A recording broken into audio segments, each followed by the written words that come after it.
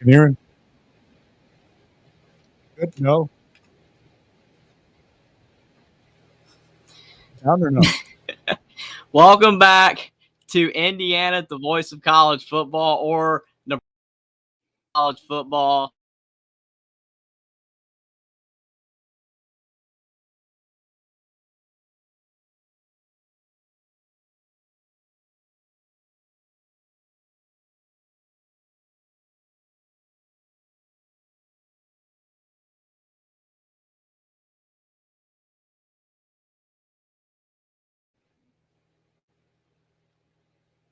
But while we still try to get that sorted out, what a game. If you are an Indiana fan, then what a game. Obviously, if you're a Nebraska fan, then you are definitely upset right now, and I can understand why. A 7-point underdog, 6-point underdog, whatever the spread was at at kickoff, it kind of was fluctuating between the two. But no one was expecting this. Absolutely, no one was expecting this from Indiana football. Joel Klatt, Gus Johnson, 100% blown away. And now some people are asking the question, is Indiana football a national title contender or just at least a Big Ten title contender? I don't know. I can't say absolutely 110% for sure that that's going to be the case, but Indiana looks like the real deal. That was one of the best performances probably in Indiana football history. And it's coming up against a Nebraska program that's on the up and up. Matt Rule is a good coach, and I do believe that bright things are on the horizon for Nebraska football. I mean, coming into this game 5-1, only having one loss to a very solid Illinois team this year, looking pretty good for Nebraska. But they come into this game, even though they're a pretty heavy underdog, and some people, were thinking that, hey, they could come in and beat Indiana, but I don't know. It was just an unbelievable performance from Indiana, and Nebraska just couldn't hold up. Mic check. I still can't hear you. Now, can the chat, can you hear Justin? Let me know what they say. If you guys don't mind saying whether you can hear Justin or not, because I can't hear him, but can you guys hear him? So you can hear him, but I can't. So something's going on mine. That doesn't make any sense. You guys can hear me too, right? Yeah, I guess they can. Can you guys hear me? Double check that. Sorry, fellas. Yeah, just double check that. But I'm assuming they can. Somebody in the chat can say whether they can hear me as well. I would really appreciate that because I don't know what's going on. Whether it's on mine. So you can hear both of us. I can't hear Justin. Can you hear me? You can hear me, right? I can hear you fine. So if it's on mine, then it must be on mine. I don't know what's going on. But I can't hear you. Well, we can make it work since I can hear you through here. But yeah, that's going to be a problem. It doesn't even make any sense. Nope.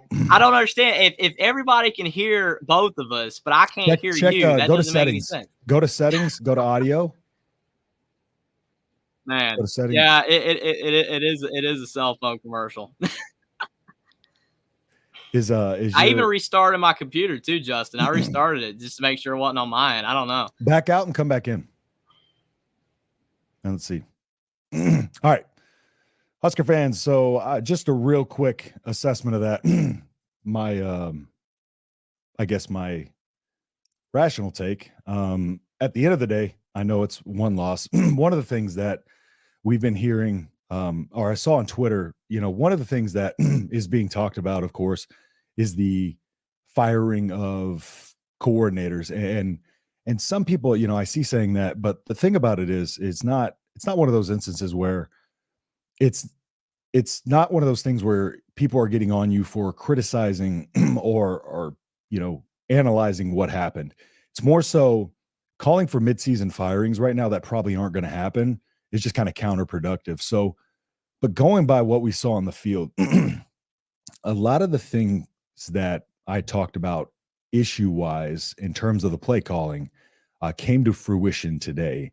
I did the video where I broke down the Rutgers game, kind of drive by drive, and what happened there. And what I noticed and play by play in those drives, and if you watched it, what I noticed was anything that we're doing laterally um, killed our drives. Anything we're doing laterally killed our drives. And we continue to do that today. And we can see everything to the outside is just complete drive killers. Um, we start getting things to the outside, those things aren't successful. So then those teams are then able to kind of narrow in that defense. They don't have to really worry about extra guys out there or anything like that. They're able to kind of lock in and focus on the middle of the field. And if you can't stretch the field side to side, you can't really keep a defense on his heels. And that's what we saw a lot of in this game, is just Nebraska's defense being constantly on their heels, constantly behind the sticks.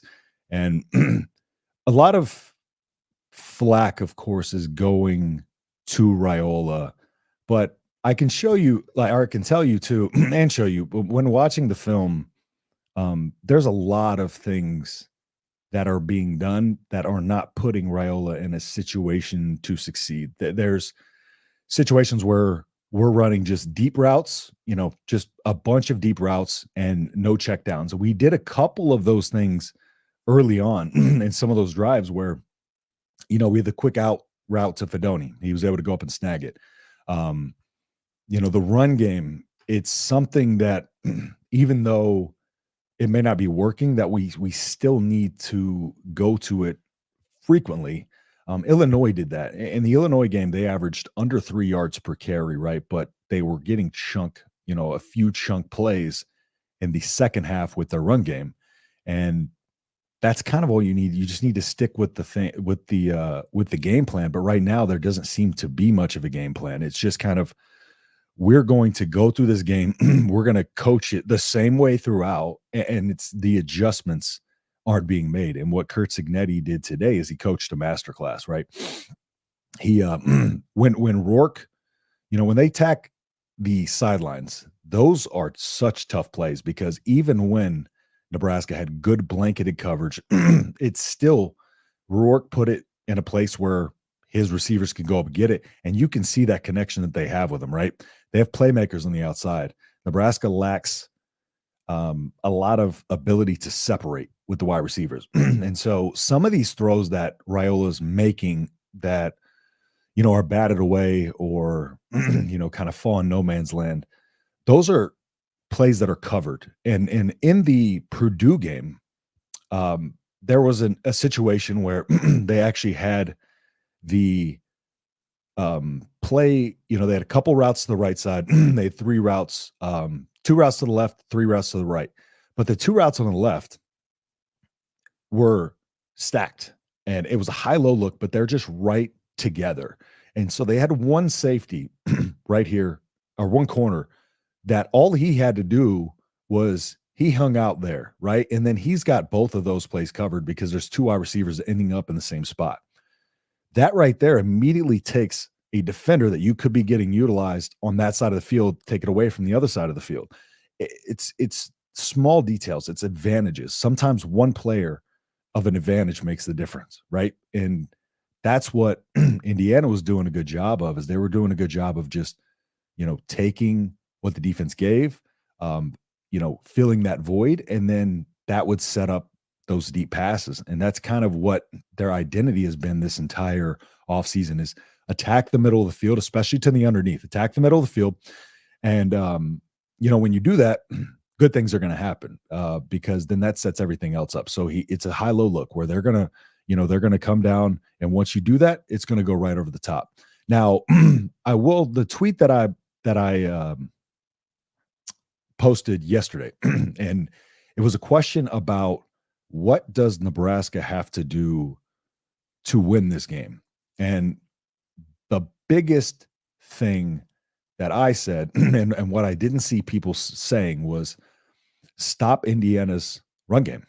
Because we talk about the gaudy passing numbers, but if we look at our own offense, one of the critiques that we're giving our offense is that we're not running the ball, so we're not able to pass the ball. Well, Indiana has had 23 before this game, 23 of their 37 touchdowns, I think it was, came on the ground. And their leading rusher averaged over 6.4 yards per carry. And so it was no small feat that they had in the running game. It was just the passing game was explosive, so it was getting all the attention. Because I heard a lot of people talking about, getting pressure on Rourke. Well, the thing about Rourke is he gets the ball out of his hands quickly and he throws well under pressure. Just trying to pin your ears back and sending bodies at a quarterback that gets the ball out of his hands quickly is not going to work, just because as soon as he finds out where their blitzer is coming from, he's immediately going to identify the part of the field that's going to be open, because that defender that's supposed to be there is not going to be there. If they got a quick route going to that part of the field, dump it off. And it's that simple. Where it starts is stopping the run game. When you stop the run game and you force them into passing, that's when your pass rush can eat, right? Because at that point, you're getting the run stop with your defense, and that's going to bring them out of that. And then you can kind of pin your ears back a little bit more, and then you can go after the quarterback in obvious passing situations. But when Indiana came out and immediately started running the ball, that was where I felt like this could end badly. This could end poorly, because they just came out and they were just running the ball at will in that first drive. And also early in the game, and I'll have to see why this is the case, but there was a ton of cushion on those wide receivers. And I mean, I'm talking 10 yards off by the time they were making the catch. And that's 6, 7, 8 yards easy right there. They're in a third and short, fourth and short, which we saw both, became to the detriment of Nebraska. But this is what we call an efficient offense versus an inefficient offense. And I am, coming off the bye week, one of the things that I hoped is that at least they would kind of simplify the game plan a little bit. I think sometimes, when you're in a situation where you got 14 points against Rutgers and you come out with 7 points against Indiana, there has to be something in there that needs to be simplified, because what we're doing right now is not working. It's not efficient. It's not effective. So if it's not efficient, it's not effective, then that means you're probably going to need to simplify it and do things that you're doing to do well, and then kind of bring those things off of it. But it seems like there's no safety net that this team turns to when they need to get the ball moving, when they need to get a drive going. It's kind of all or nothing. I feel like, again, it's just all or nothing on our way down the field. When we're in 4-down territory, that's another thing. 4-down territory, the play calling is completely backwards. We get into that 4th and goal towards the end of the game. That 4th and goal, I forget what the first down play was. I think it was a run. And then you come out and you throw, what was it, a fade to Banks. And then you come out and you run the ball, and then you get sacked. The way that should have went, right? That's not 4-down territory, playing for 4-down territory, because each time you're throwing to the end zone, right? If you are 8 yards out of the end zone, you still can take what the defense gives you. It's not all or nothing there either. Take the yards that you can get. Do a dump down. Do something to get some yards. Stop throwing to the end zone every play. And then when you're not, just running the ball when it's not working. That gave them the ability then, because, first and second down were a wash. You come in on third down and you run the ball. That's not going to catch them off guard. They just stop the run. And then you come back in an obvious passing down, and then your quarterback takes an unnecessary hit.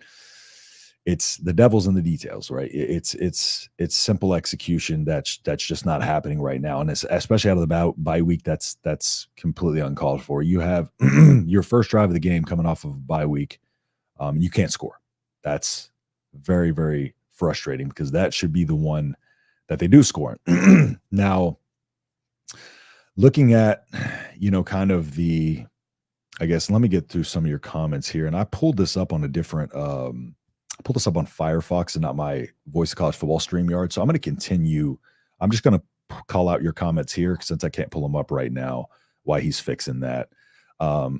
So let's see. Signetti has Indiana looking awesome and has turned the program around. And that's one thing I do want to say. If any Indiana fans here, I do say that I 100% was wrong about that team, right? And it's not like necessarily that I didn't think Indiana was good. It was just I had questions just because I mean, which I think were fair because of their strength of schedule thus far. And although they handle business right, it's just one of those things that's going to be brought up. And so when they got the opportunity to come out here and that team was locked in and focused from the opening whistle. Nebraska wasn't. I mean, it was out of the gates mistakes, and I think we kind of had a bad feeling from that point on.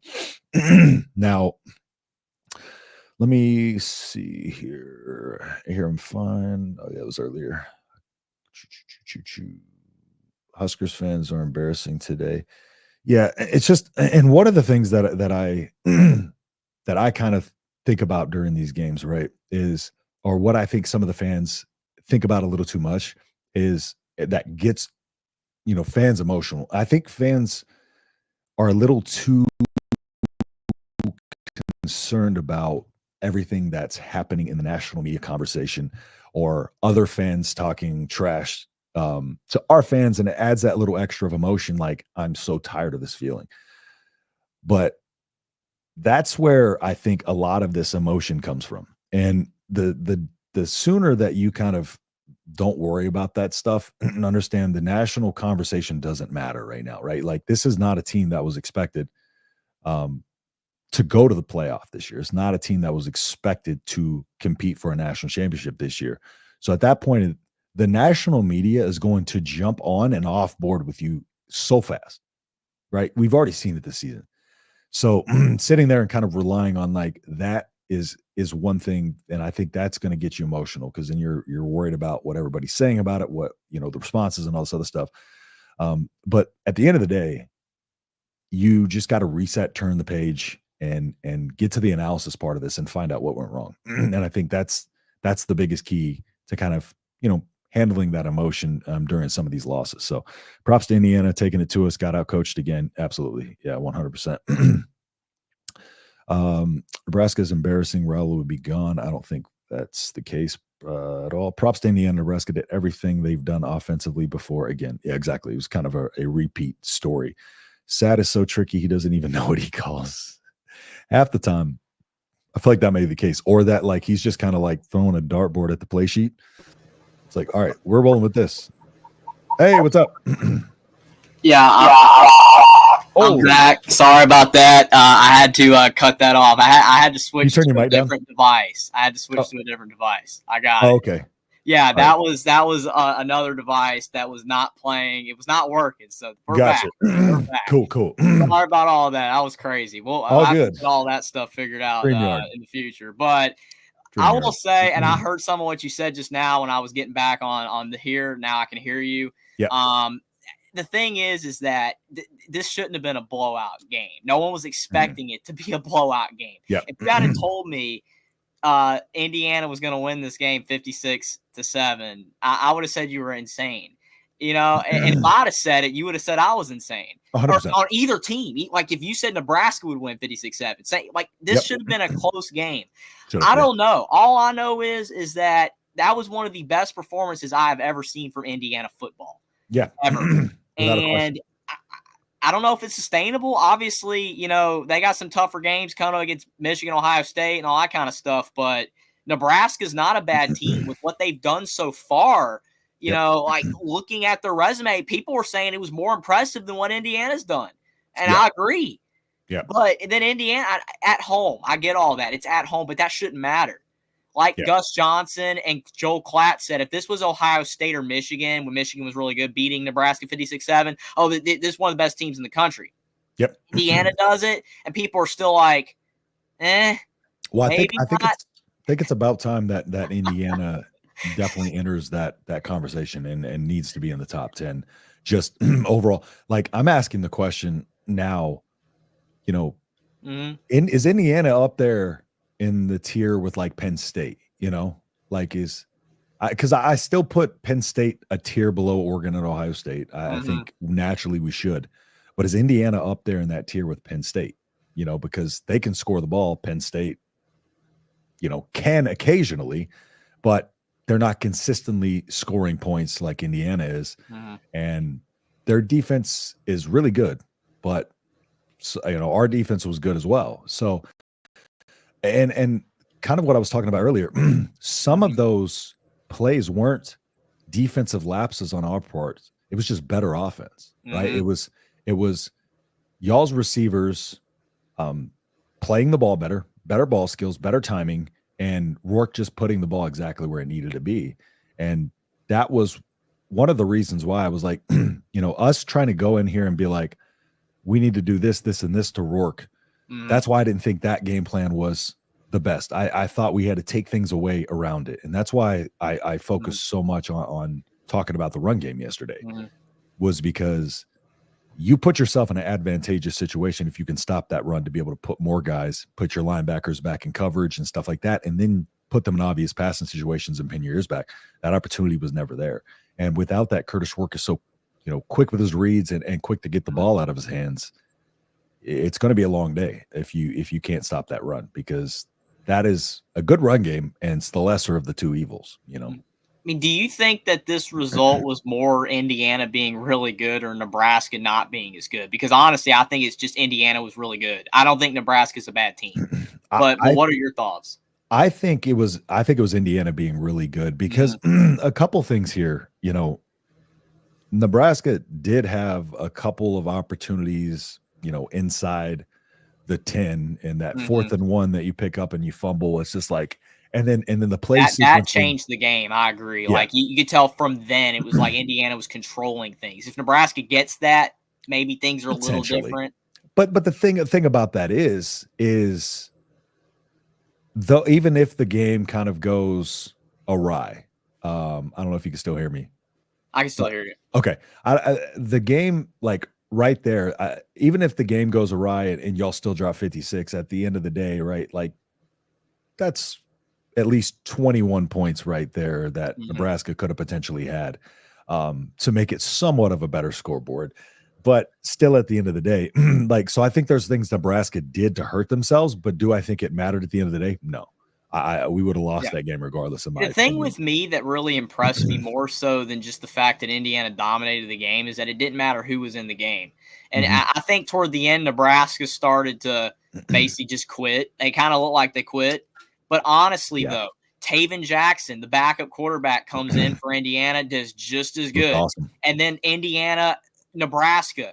And I was on, when we did the show the other night, I was like saying Nebraska's defense, like they don't give up, rushing yards. I think, Indiana's rushing attack's pretty solid, have some success. Indiana ran all over too, which I was not expecting. I mean, Indiana had 4 rushing touchdowns in this game, and Nebraska hadn't given up one all season. And they played Rutgers with Kyle Monungai. And that first rushing touchdown y'all got was easy, too easy, Hey, I mean, way too easy.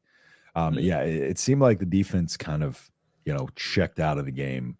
Which you don't want to see that. You do not want to see that. When you are down, like I've seen even in some of the worst years with like Tom Allen in Indiana, before it got to the end of his tenure, he like in 2022-ish era that year, they were very competitive in some games, and they didn't give up in games. Like they would lose like 34-10, but they were trying till the end. Yeah. Well, I didn't like what I saw from Nebraska in that regard. I'm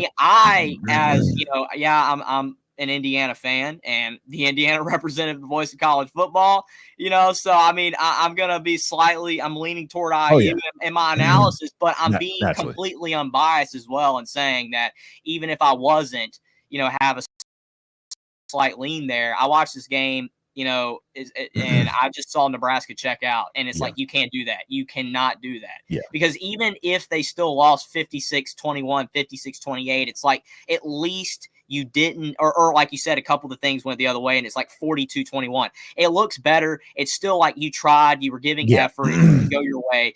Nebraska completely quit. Just quit. They wanted the game to end. And when you're getting blown out, you want a game to end, but you have to still try. And they didn't. Yeah, at least try to get out of there. Like I said at halftime, I tweeted, I said this is probably insurmountable just with the way Indiana was moving the ball offensively. But I was like, let's win the second half, and that didn't happen. And like you said, it just they gave up. Everything started just being a little too easy, and it's just like Indiana never let up. They had the same tenacity and fire as they had at the opening whistle. Mm-hmm. And, you look at that, that pick in the end zone, that Raiola threw, that right there, it just seemed like Indiana was locked in on that play. And it's just like Nebraska was just a step behind all game. It's just like we were just a half step behind in the coaching, just in every aspect of the game. And that, I mean, you can't beat a good team or really good team now that, and I think a lot of it, to your point earlier, or the question earlier, I just didn't give Indiana enough credit.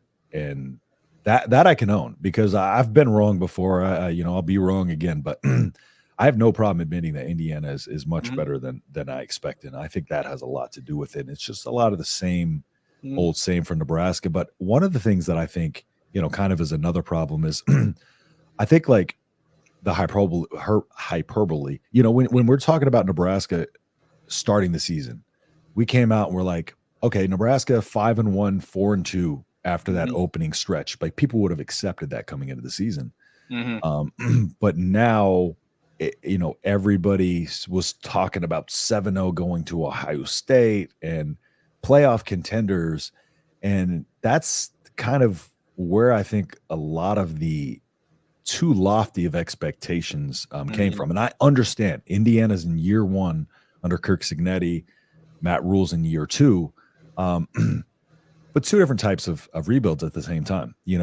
Cignetti brought in 80 transfers, but the thing about his transfers is he was very intentional with his transfers. You look at Dion, and Dion was like, I'm going to go for the talent, right? I want the most talented players I can get. Cignetti put a team together of, like, he went with, I got a quarterback who's efficient. He doesn't have to be a world beater, but certainly looks like one. And he surrounded him with players that he knew could produce at a high level and knew were a good fit for what he wanted. And that's what I think makes him such a good coach, is just his confidence in himself first and foremost. But, I think it's just his confidence in himself while being able to turn that roster over completely and just still knowing that this is going to work. I think there's a lot to be said about a coach who can do that in modern college football, because not easy to do. And Matt Rule, on the other hand, a lot of young guys rebuilding. It was kind of a 3-year build to begin with. And while a lot of the issues are still rearing their ugly head at the same time, we're 5-2. But I think that's kind of where the difference lies. And I think Cignetti's doing a combination. Like, he's going to get recruiting the young guys as well because of this season, of course. So I think, him more than Dion, it was successful because he's not just coming in here and trying to turn over a roster and like, oh, this is my 2-year team, we're going to roll with it. No, that's a setup to get this team rolling and start getting those recruits, those high-level recruits, looking Indiana's way. And did a good job. My question to you, when it comes to NIL, Indiana basketball versus football, how does their football team how do they balance that out with the basketball team, being for the most of the time prior to this year being the kind of priority in that? Is there any question marks about that aspect of it?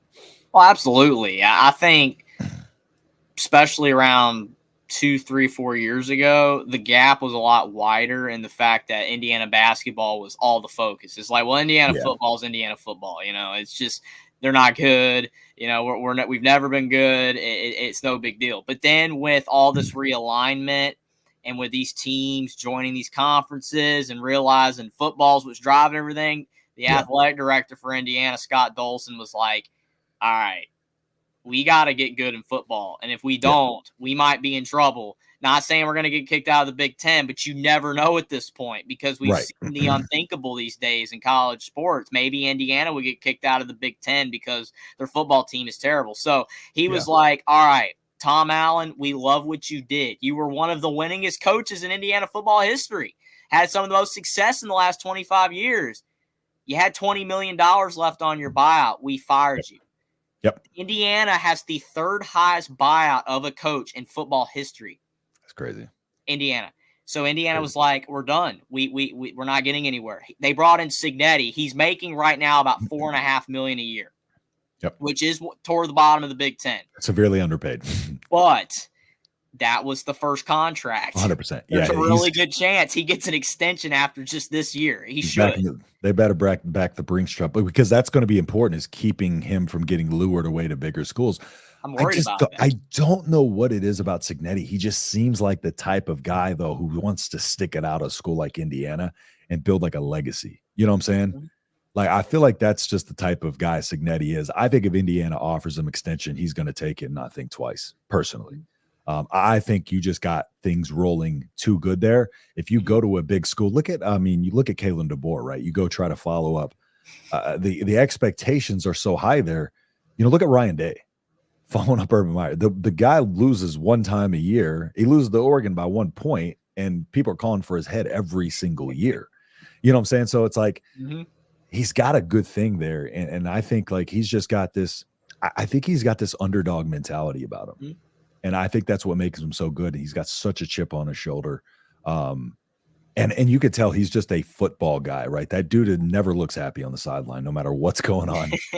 He always looks like the team's screwing up, making mistakes left and right. He's the exact antithesis of Tom Allen, who celebrated the 4 overtime win over Akron. And like it was the Super Bowl. With Cignetti, it's like, oh, we're up 56-7 against Nebraska. I'm still mad because you had a holding call. It's like, this isn't good enough. And I agree. I mean, the thing is, he goes to Florida or Florida State. If those schools offer Cignetti and he goes there, it's like, oh, well, you're going 7-5, 8-4 down here. That's not good enough. We want you to do better than that.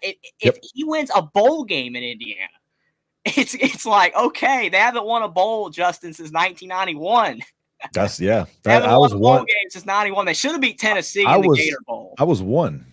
That's crazy. You remember the Gator Bowl a few years ago? Yep. Indiana, Tennessee. The Indiana should have won that game. Tom Allen and that conservative play calling in the fourth just blew the game.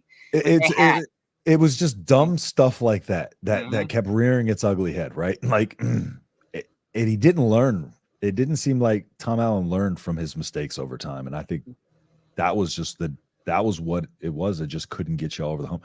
And I think those years were good to set Indiana up, at least having, a couple of successful years. But it showed it could be possible for one. Yes. And number two, and I even said this on the show the other day, that Indiana, despite being 3-9 last year, they were, like 8 points from being 6-6, which I know that 6-6 isn't good for most teams, but it's the Big Ten East. They have a tough schedule, all that. They were 8 points away from going 6-6. So to me, the foundation was there already that Indiana could win and that they weren't that far. And like you said, they brought in like everybody you can imagine in the portal. But like you said, Deion Sanders, I agree with you 110%. Trying to bring in all these 4-star guys and these guys with talent that basically failed at previous stops and giving them another shot. Whereas Indiana went for all conference players all across the group of 5 level. Yep. I mean, Curtis Rourke was MAC Player of the Year. He had tons of all Sun Belt players with James Madison. Just all across the board, these guys. I mean, Elijah Surratt, the best receiver for Indiana, came from the FCS. And then he transferred James Madison and was an all-conference player, had over 1,100 receiving yards last year, and now he's having a great season at Indiana. A lot of people like these guys can't play at the big-time level. A lot of them can. You have to have the right guys, and Cignetti had the right guys at James Madison. Yep. And now they're the right guys here. But it's going to be interesting next year. I don't even want to think about next year. But, a lot of these guys are going to be gone. They're one-year players. What are they going to do next year? But still, it's just he was able to bring all these guys in. And, I know the schedule's not been that hard, and I know that the detractors are going to be like, Nebraska's not good. Nebraska is a good team, folks. They're a good team, but they played awful today, and Indiana was a big reason why. I never would have expected that. But I do have a question for you, Justin. I was watching Raiola the whole game. Do you think that it was more Indiana's defense that caused problems, the crowd, or just him being a freshman, or the play calling? Or a little bit of all three, because I really feel the play calling was bad for Nebraska. I don't think it was good, but I don't think Raiola played great either. But what did you think was the main reason he struggled? Just and it's hard to say fully until I Mm-hmm. get the all 22 and I'm able to watch the film on it. Mm-hmm. But in watching the film from previous weeks, a lot of it's play calling and Raiola being put in a situation to where he just has to try to make something happen. And that kind of makes him look, it's the execution around him. Our receivers aren't getting separation. And then our offensive coordinator, Marcus Satterfield, this played out perfectly to the video I posted last week, because I said the things that I thought we needed to fix against Rutgers. I went through drive by drive, play by play of each drive. And every time, the 2 times that Nebraska scored, they didn't have a lateral play or a penalty. They ran the ball, they balanced it out. They ran the ball, got ahead of the sticks, and then they were able to set up 3rd and short, or they were able to throw off of the run game. 7 plays on both of those scoring drives, 7 plays, about 72 yards and 75 yards. Everything else, every other drive had some kind of lateral movement that either killed the drive or stopped it early, because then we're on 3rd and longs constantly. And right now, our receivers aren't good enough at creating separation. We're not sticking enough to the run game, even though it's not working at all the time. Yeah, like I mentioned earlier, I don't know if you heard this, but Illinois, they averaged under 3 yards per carry against us. But they started getting chunk plays in the second half because they didn't go away from it. It's the offensive identity again. And I've been saying this since the Illinois game, because that's where it reared up the worst. There's no offensive identity. And I think Raiola's just, and I do think that there's misses. Don't get me wrong, there's misses. But those are a little bit more few, far, and in between than I think people realize. There was a route against Purdue where I saw, I was talking about this earlier, but 2 routes ended up on the left side of the field, kind of, within 7 yards of each other. And you had 3 routes to the opposite side of the field. So then you have one DB who's over there just can cover those 2 routes because they're so jam-packed together. They have to get more routes going on the underneath for checkdowns. They have to stop always trying to throw deep. And at the same time, they, start doing some quick hitting out routes, hitches, like Indiana was doing it. Exactly. Do something to get in a rhythm. You saw that 3rd down out route to Fedoni. Caught it, right? But we don't continue to do that. It's just constantly trying to get the ball by the sticks, push the ball down the field. And we don't have the ability to push the ball down the field, but we're still trying. And it's just killing drives left and right. It's the thing I liked about Indiana's offense today is that we talked about the middle of the field like half the show the other day. Yep. And Indiana did go over the middle of the field some, but they were going to the sides. Yep. They were going on the sidelines. And I mean, they were just going all over the place, up the middle, on the sides, just little short passes, running the ball. The offense, I mean, it was just every play worked. Like the worst play of the game, it felt like, was Anderson Cope dropping a pass on 4th down at the end of the game. It was like, and he's a 7th string receiver. It's like, that was the worst play. It's like everything worked, and that play worked. He just dropped it. Everything worked. And honestly, to me, and I actually said this on Tuesday, the game that made me pick Indiana to win, because honestly, coming into this game like a couple weeks ago, I still was going to pick Nebraska. Yeah. I was like, Nebraska, they got more talent. Indiana, they've had I wouldn't say close calls, but like some issues against Northwestern and Maryland and all that kind of stuff. I'm like, well, I'll go with Nebraska. The Rutgers game is what switched me and slightly picking Indiana. I'm like, okay, Rutgers, I'm sorry for Rutgers fans. They start out 4-0. They're not a great team. They're not a great team. Just lost to UCLA. But Wisconsin, I'm not into the transitive property thing, but Wisconsin blew the doors off Rutgers, and Nebraska did not. Yep. And I'm like, no, I don't know. I don't think Nebraska is there yet. They're good, but they're not there yet. And because UCLA beating Rutgers, that's ugly. Yeah, it was at Rutgers too, and I'm actually shocked.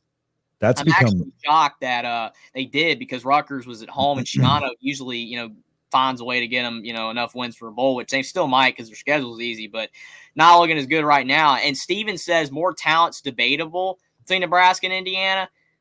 Nebraska unquestionably is more talent. Nebraska's more talent, and Nebraska's got guys that are executing better. I mean, and people don't realize this, but like talent is only it only gets you so far. right? What does Ohio State do better than anybody? They develop. They don't just get 5 stars and develop those. They turn 3 stars into 5-star level players, right? And so, but like Nebraska again in the Scott Frost era was always the 4th best team talent-wise off the bus in terms of recruiting rankings and all that stuff, but they weren't well coached. So what does it matter if you're not playing as a unit? Unity will beat a team of talent. We just talked about this with Dion. Unity will beat a team of talent any day of the week because it's a team, right? They're playing as one, playing as a team. And right now there's a lot of discombobulation on Nebraska's side of the ball, but yeah, there's something to be said about that. And like I said, I think people take it wrong when they when they hear people say, oh, that team's more talented. But again, if you think about it in the context of it, yes, it's more talented in terms of the talent that they've gotten. Is it the more talented team right now? No. Is it a better team right now? Not even close. You know, so, and the Rutgers game did take the wind out of my sails a bit. But at the same time, I was thinking about it, you know, Rutgers is a good team, but now it's, you know, Rutgers is kind of the wheels changes in 2 seconds, Justin, because people before this game, except me and a few other people that have been higher on Indiana, like nobody's saying, oh, Indiana can win 9 or 10 games right now.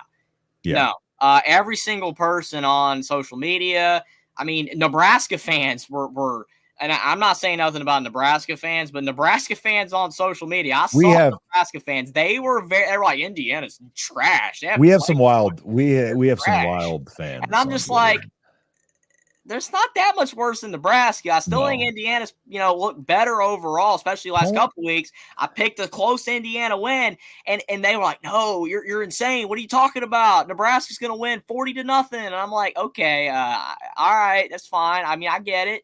I mean, like if Nebraska had won 40-0, I'd have been massively disappointed, but it still wouldn't have shocked me. This shocked me more. I never would have thought Indiana would have won like this. I mean, this is probably the best win for Indiana on paper if you take out the 2020 season with no fans.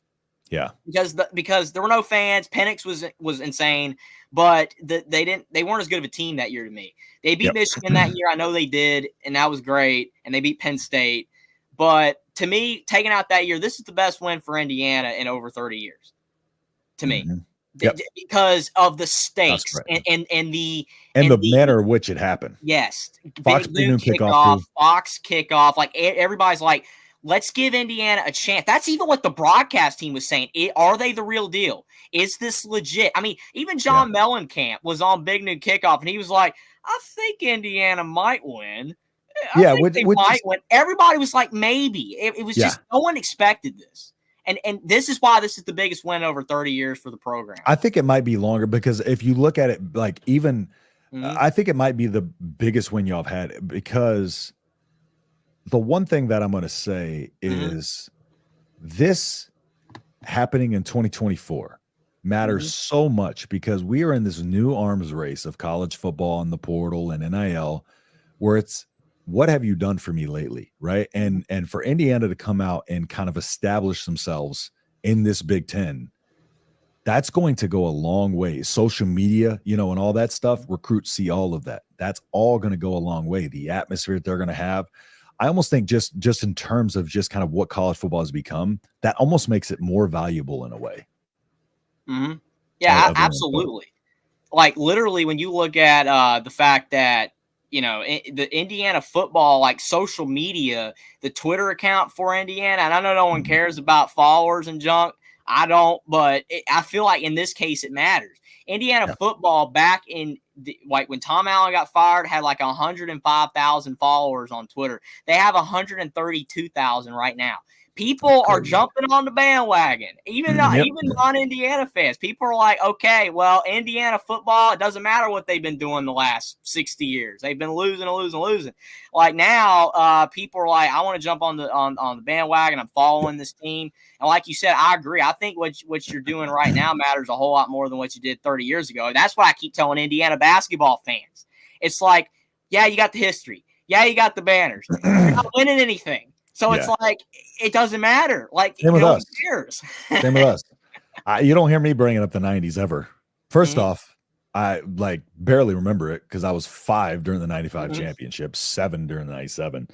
But yeah, so it's just can't, can't understate how important that is. And I think we'll start seeing some even more recruits kind of show interest too. Might even see maybe some commitments. So yeah, actually, there was a lot of guys at this game for Indiana with recruits. Yeah. Julian Lewis, it's possible because he and the quarterbacks coach for Indiana have known each other since Julian Lewis was. If you got on campus, it's more than possible. Yeah. He's visited 3 times. Yeah. He's committed to USC, but he's visited 3 times, and he wears Indiana stuff all the time at his practices and stuff. So yeah, it's possible. You also got there was a couple like 4-star guys that are committed to other programs too that were on visiting this game and maybe could be swinging that way. And like we just said, stars don't matter, but the fact that Signetti wants these guys and based off what he's done with these guys, he seemingly like has for now, you would say, he has an eye for talent.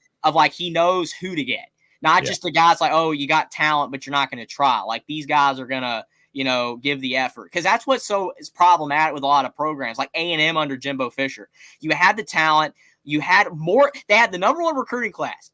Yep, than Bama. Oh, it was all time. Remember all the #1 recruiting class all time. They sucked as a football team, and all those guys are gone. Left. None of them are there.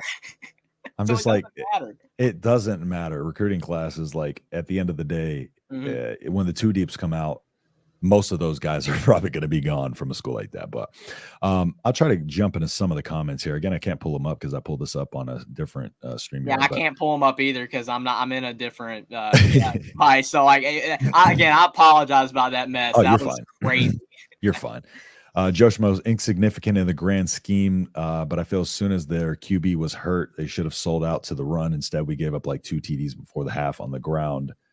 Yeah, that's a tough situation there because at the end of the day, even though he, his thumb was hurt, I don't know, the second quarterback came in and was lighting it up. So we didn't execute with the details you were just talking about. Yeah, exactly. It has to be a huge mark against rule today coming out in that first flat after a bye. Satterfield has to go. I'm a soccer coach and I can predict what he calls. Yeah, good point, Kyle. The only thing about it is I just don't think it's productive talking about firing guy midseason when it's probably not going to happen. Indiana should be ranked top 10. Very impressive game. Agreed. Nebraska getting. If they're not ranked in the top 10, then the AP voters they don't know what they're doing. That's all I can say. 100%. No, but and we've seen this year that they really don't. So. CFP rankings are coming out soon, so that's true. We'll see what they do. That's true. Said, why the hell were we all white? We all know the horrible when we do. That's another thing. A lot of the superstition around the all white uniforms. We call them they like the black whites. Shirts better. Well, they call them the surrender whites because our record in those is terrible. But the uniforms didn't lose us that game. We could have wore red and we would have been just as toast. Last 10 years, I've been able to blame the lack of common sense offensively. This year is different as I don't see what is common sense call when we can't hang our head or anything. Exactly. There's nothing to go to.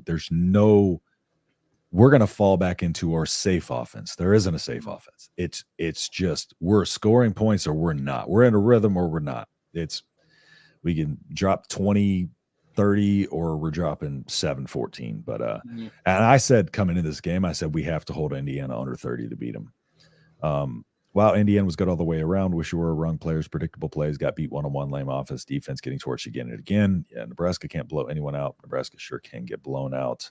Jam the receivers. That is. I mean, you got to. We were given so much cushion there early on in that game. I was like, why are we 10 yards off these guys?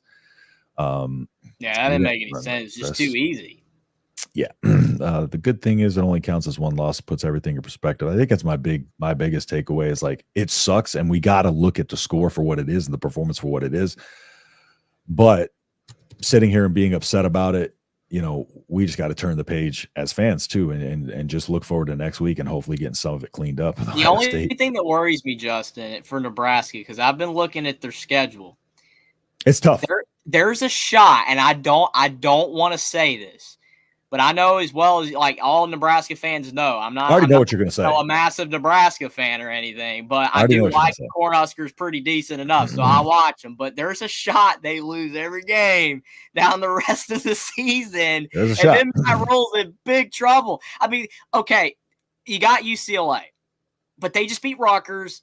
who you barely beat. But again, I don't do that transfer property stuff. Nebraska Right, should right. win that game. But then you've got Wisconsin at home. Wisconsin's playing way better. At Yeah. Iowa, that's hard. At USC, still hard. And then at Ohio State. Their schedule is way worse than Indiana's the rest of the way. It is horrid. It's tough. So do not lose out, Matt Rule. That's all I'm saying. Do not test that. Just don't do it. At least win 2 of those games. And that was my thing, you know, coming into the season.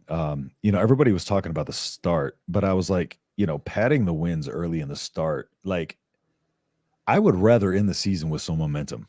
You know, and I'm never going to be upset with wins, but like my big thing was like, why do we want to pad the easy wins? Why aren't we looking, you know, forward to the opportunity that they have the second half of the year? And now it looks like, you know, with it looks like it's going to be tough, of course, tougher than we thought, but that's still an opportunity ahead of this team. And I kind of, in a way, like that they have the difficult stretch, because for me, if we came out after this and had 5 easy games where we were the favorite, I still have so many unanswered questions. Now I just feel like it's better for Nebraska just to get bowl eligible, though. 100%. That's the thing. Like if they had a game against like Hawaii or get that monkey off the back. Yeah, just get there. And then I feel like that would mentally help the team. I'm saying that again as a non-Nebraska. I watch Nebraska a lot. Like that's why like this is the perfect crossover, because I watch a ton of Nebraska football. Because I was lobbying, like, come on, Scott Frost, you can do this. You can get over the hump. Like, I wanted him to work out. It just didn't. But, like, I watch a lot of Nebraska, so I've seen this team, because last year, I was like, they're going to make a bowl game last year. Yeah. They're doing pretty good. What happened to that? They ended up not making a bowl game. So I'm just like, this season, just make a bowl game. Like, 5-1, no one's thinking that. Oh, we're going to make a bowl game. But now, blowout loss, it's like, and then looking at this schedule, and it's just like, you cannot do it again. Yeah. You cannot do it again. Like you said, like, of course, I still think that we beat UCLA.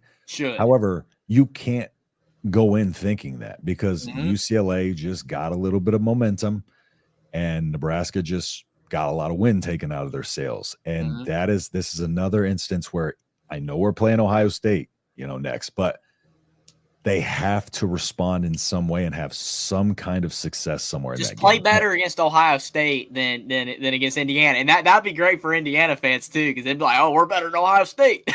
Lose like 51-21. Yeah, you know? make it a little bit better.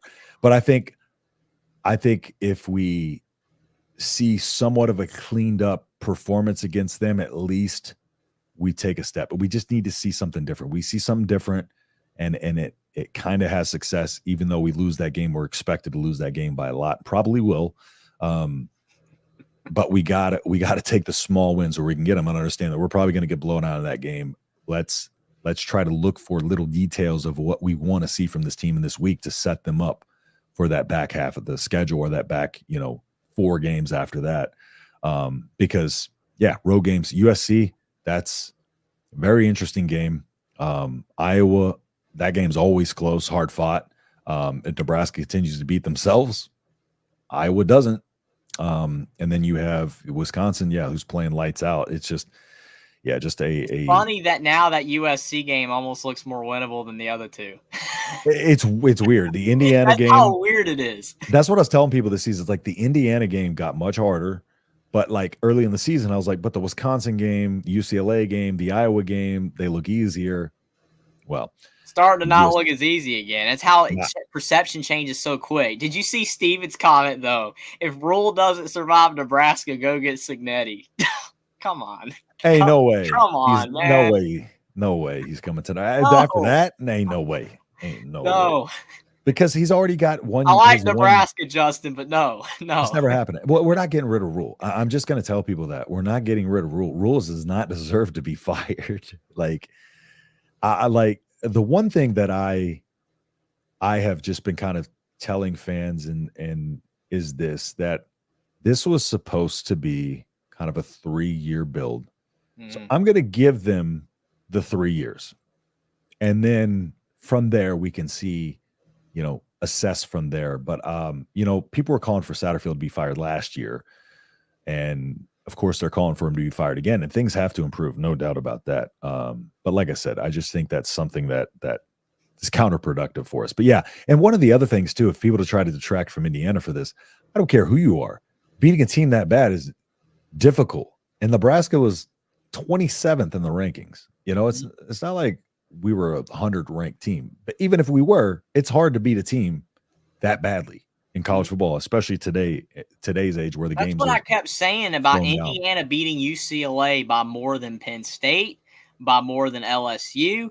I know, I don't believe in the transitive property, but when you start having multiple results of Indiana doing better against teams and other comparable that should be better. I mean, Penn State should be better than Indiana. LSU should be Indiana hasn't won a bowl game since 91. They haven't done anything since Penix, and that was brief. Like, they're a horrible football program, and I'm comparing them to these teams, and that Indiana is doing better than those teams in every statistical category and against every team that they've played. USC is 3-3, and they have 5 stars out the yin, and Indiana's 7-0.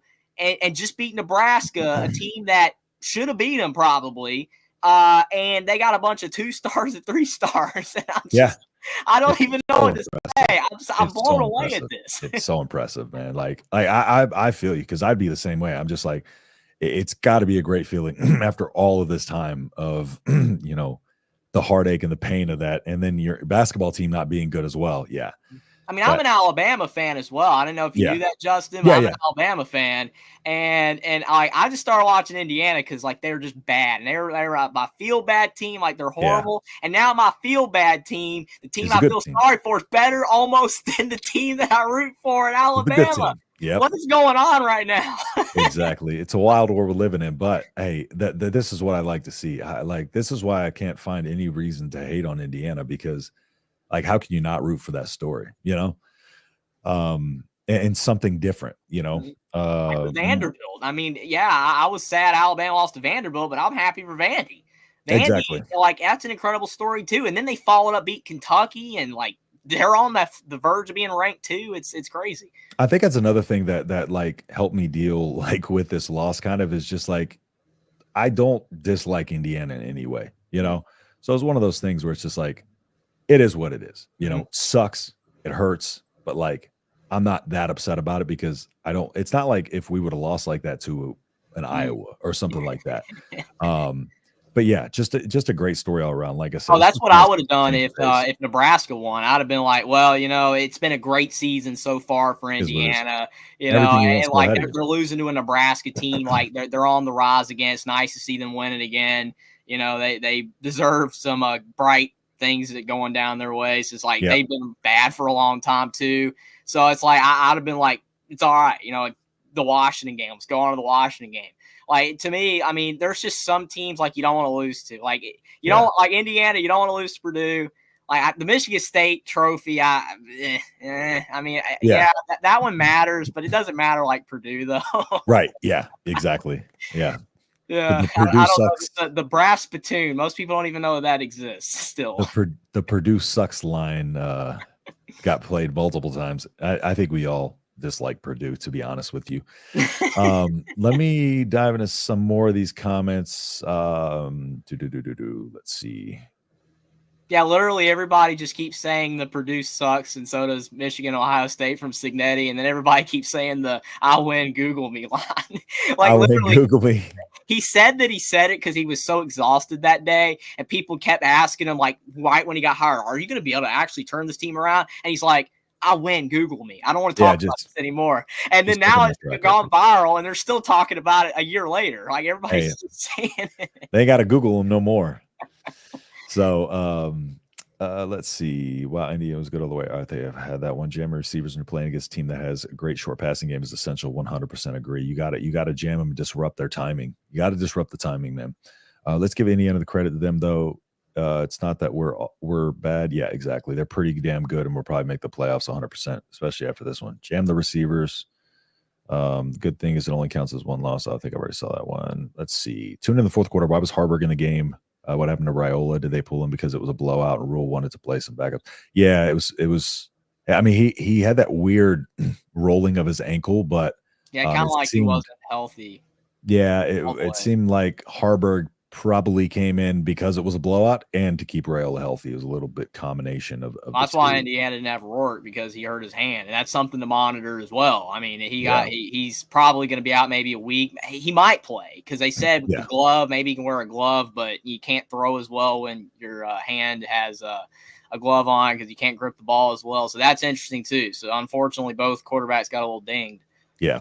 Yeah, exactly. What you think that if Raiola was a little bit, still not 100%, that rule would just not play him against Ohio State so he can't, get like hurt, or do you think that would be a bad look? Like I would think he'll start play him him. if he can play, but I think he plays him. If he can play, he's going to go for sure. Mm-hmm. Fongwei said, "Congrats to your team, Jeffrey. Sports talk with Austin. Screw a bowl game. Indiana has Big Ten championship in reach. Hey, I would love to see it. I would love to see it. Imagine if it's Indiana and Oregon. I mean, Yeah. like, that would be crazy. Like the big teams in the Big Ten, Michigan, Ohio State, Penn State, and it's the newcomer in Oregon. Yep. Indiana. Yep, exactly. Fongwei, it all began in my opinion with the boneheaded coin toss decision. The coin toss is one of those things. It's like you put your best unit on the field and you try to set the tone. And I think that's what they did. In hindsight's 2020. Well, I mean, Indiana if Nebraska scored on the first drive anyway, I don't think it would have like messed Indiana up either. Like, it's too disciplined. It seems they would like have had their same drive. Yeah, exactly. And the way they moved that ball, that they would have drove down the field too on theirs. But I think that's just one of those situations where Matt Rule wanted his best unit on the field to start the game and set the tone. It just didn't work out. Mm-hmm. Moose, Indiana better be in the top 10 after today. Yes, 4-way tie for second in the Big Ten. Let's see, tough game for Nebraska, but if you have to lose at least it's to an Indiana team is breaking records. Yeah, exactly. Tuttle just fumbled again. Oh, yeah, former Indiana quarterback Jack Tuttle is the starting quarterback in Michigan. Yeah, what a story that is, man. That's crazy. It's rough times over there. I can't believe Michigan didn't get a transfer QB. Honestly, Yeah, I cannot believe either. they didn't. They didn't get Cam Ward. They didn't get anybody. They go on Alex Orgy, and now it's Jack Tuttle. Portnoy's even trying to throw out that cash, that $3 million that he offered up for a Michigan quarterback. If there's one that wants to come there, he offered up $3 million for him. I mean, I've seen Michigan fans say they should have got Curtis Rourke, and I'm like, okay, like you didn't think nothing of him in the offseason. I mean, that's easy to say once Indiana starts lighting it up with him. Yeah. November 23rd in Columbus. Yeah, and I love Indiana, but I just think Ohio State just kind of is.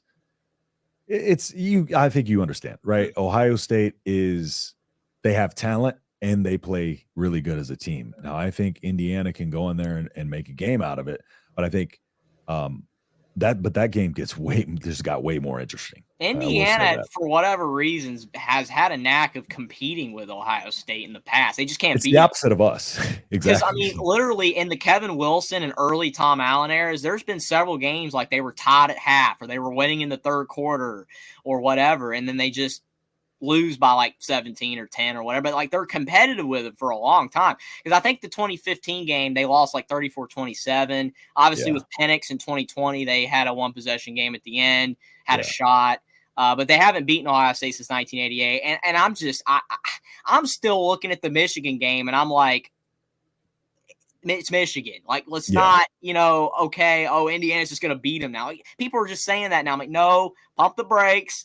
One game at a time. We got Washington up next. I'm not even down there yet. That's the way I am. I'm not a player or a coach or anything. I'm just a fan, and I'm just like one game at a time. One game at a time. Yeah. And the thing about it is, too, another dynamic to that game that I think might lend more towards Ohio State's favors just because, sorry, Ryan Day. Like, I think if Ohio State, I think if they won that Oregon game, then Indiana's a trap game, or like not even a trap game. I mean, Indiana's they could win that game. But I think Ohio State just got their backs put against the wall with the one loss. And Ryan Day, you lose to 1 point to Oregon, and everybody's like, oh, Ryan Day can't win the big game and all this, that, and the third.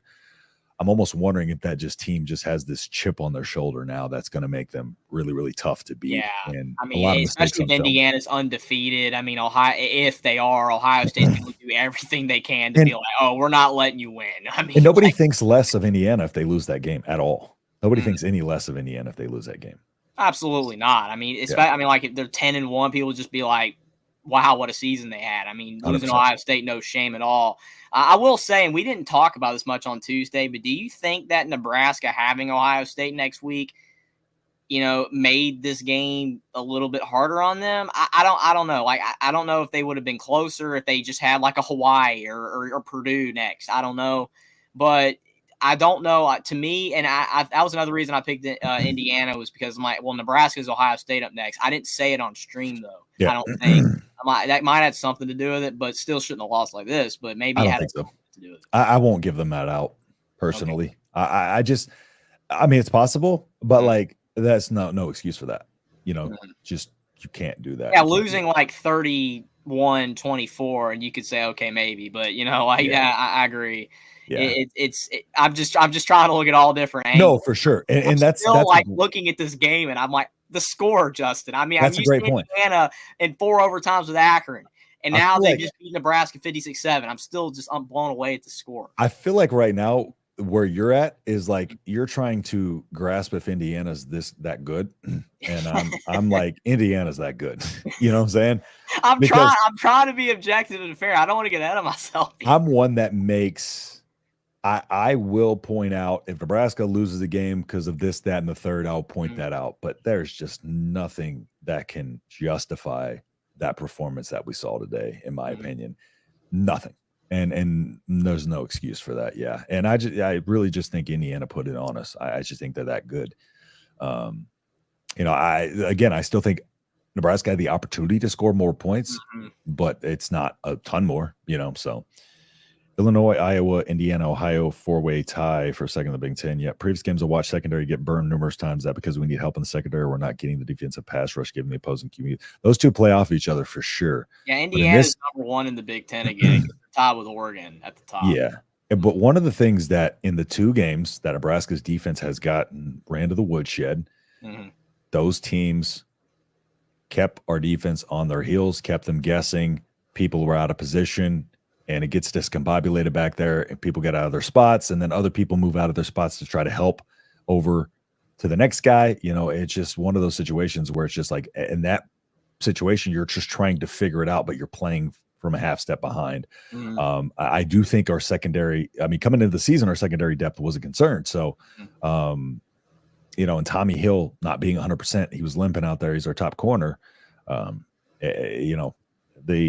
secondary is having a lot of issues, but I think it's just overall letting the opposing offense set the tone, and that's not allowing us to give the pass rush time or because again, I thought if we stopped the run, then that would open up that pass rush for us, put them in obvious passing situations and try to make Rourke hold the ball a little longer. But the thing for me is that, like we keep saying about, coaching as well. Like the chat keeps talking about coaching, because to me, if you had the exact same team that Indiana has right now, which obviously they wouldn't if Tom Allen was still the coach, but if you had Tom Allen and all of his staff with these players, Indiana doesn't win this game.